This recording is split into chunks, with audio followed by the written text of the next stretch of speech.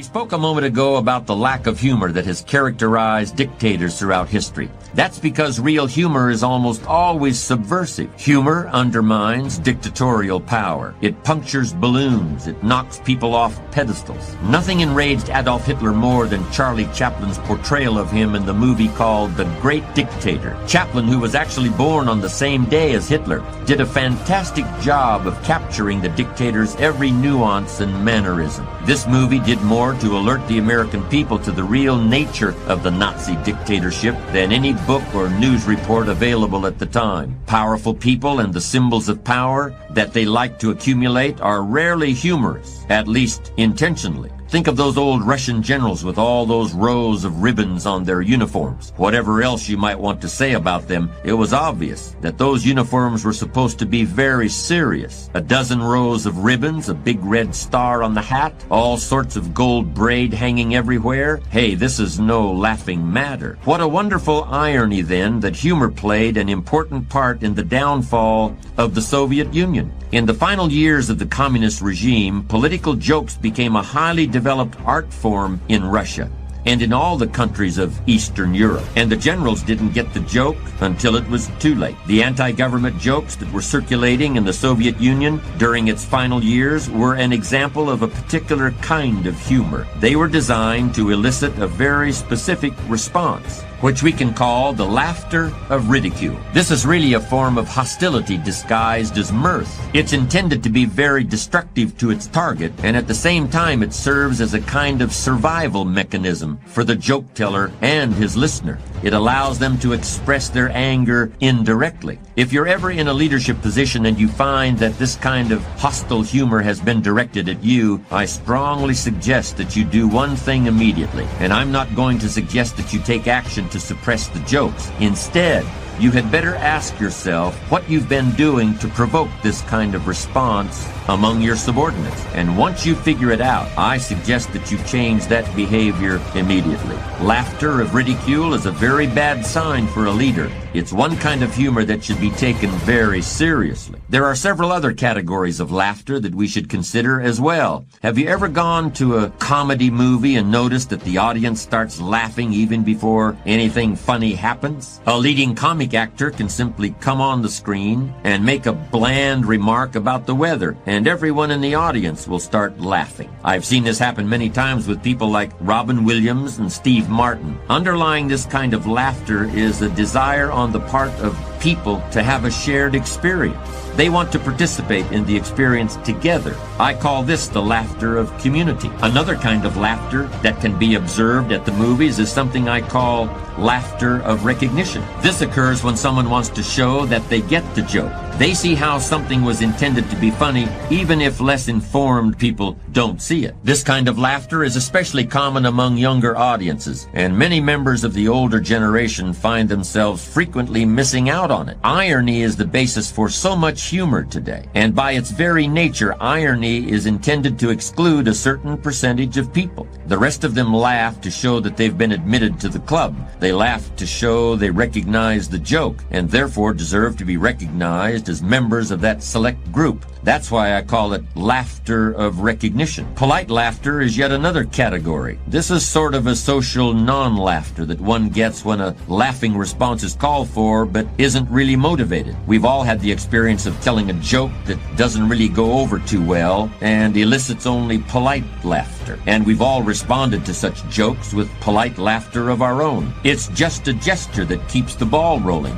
but it's an important one. Nobody likes to be on the receiving end of polite laughter, but it's better than being poked in the eye with a sharp stick, to quote an old joke. The last and most important category of laughter I'll mention might be called real laughter. It's spontaneous, it's happy, it's unpremeditated. It has no hidden agenda. It happens when you see or hear something that's really funny. I'd like to spend a moment talking about this category of real laughter because it's one of the most important aspects of humor. The more real laughter you can bring into your life, the better off you'll be. I've spoken quite a bit about children and the raising of children in this program, and kids are really our best source of knowledge about real laughter. They really put their whole selves into it. We lose that to a large extent as we get older, and I'm not sure that loss can be completely avoided.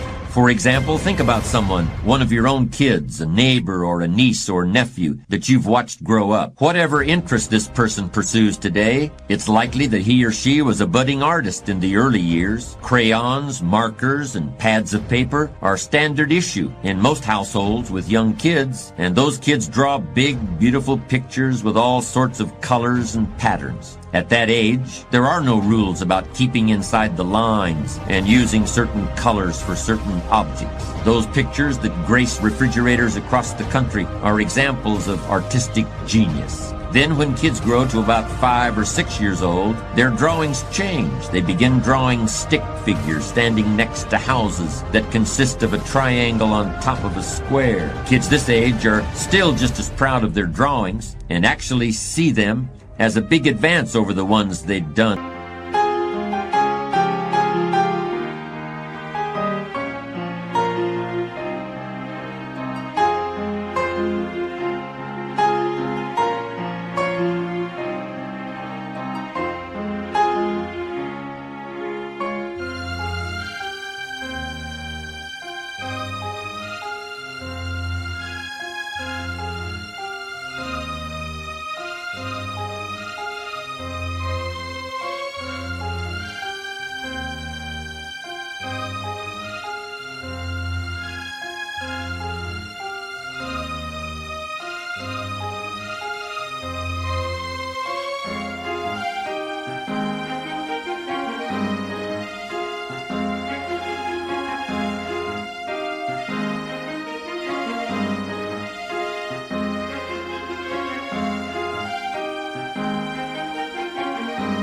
As babies. And they are more advanced in some ways, but they're also less free. There's a sense of responsibility about them, an effort to put everything in the right place and make everything the right color and the right size. In addition, around the same time as these kids' drawings change, their laughter changes too. It's still delightful, but there's more awareness in it. I guess that's just the way it's got to be. As the British poet William Wordsworth put it, though nothing can bring back the hour of splendor in the grass and glory in the flower, we will grieve not, but rather find strength in what remains behind. I'm sure kids have a lot of concerns and worries that seem as big to them as ours do to us, but they really don't have a lot of responsibilities. They really don't have bills that have to be paid by tomorrow, or presentations or phone calls that can make your palms sweat. It's those kinds of responsibilities that suppress real laughter as we get older. And there's simply no avoiding it. But we should try to bring real laughter into our lives as much as we possibly can. It's good for the soul, and there's even been evidence that heartfelt laughter has the ability to benefit physical health. Let me say a few practical things about the role of humor in leadership, particularly in business or management situations. Have you ever noticed how certain jokes seem to suddenly appear in the business community, circulate for a while, and then they gradually disappear? Where do these jokes come from? How do they get started? You'll hear them at the start of meetings or conferences when everybody is trying to get settled down. During the course of one week, you can have meetings in Los Angeles, Phoenix, Indianapolis, and Boston, and hear the same joke in every one of those meetings. There's something almost eerie about it. In any case, these business meeting jokes really have some important functions. First, they're sort of a bonding ritual, where everybody shows that they share a sense of humor.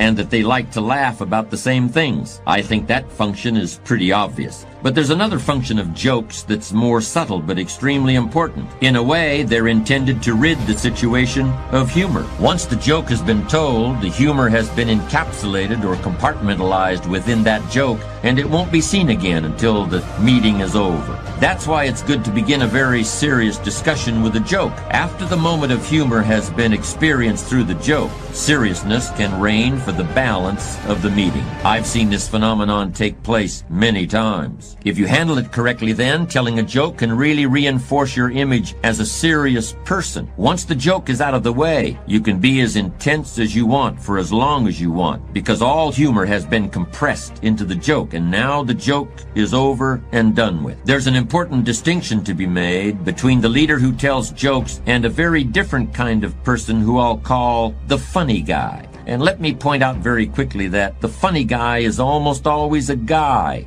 I don't believe I've ever come across a woman in business who fills this role. I'm not sure why that's true. In any case, the funny guy is someone who doesn't seem to understand that the role of jokes is to reinforce the seriousness of the rest of the interaction. He doesn't understand that a joke is really a kind of scapegoat that forms the center of a little ceremony for a moment and then is banished once and for all. No, the funny guy is someone who keeps telling jokes, who keeps reintroducing humor into a situation from which everyone else has tried to banish it. I can honestly say that I've never met an effective leader whom I would identify as a funny guy. And it's even worse for the funny guy if he actually is funny. Then he's just a clown, and clowns simply are not given leadership positions in any organization.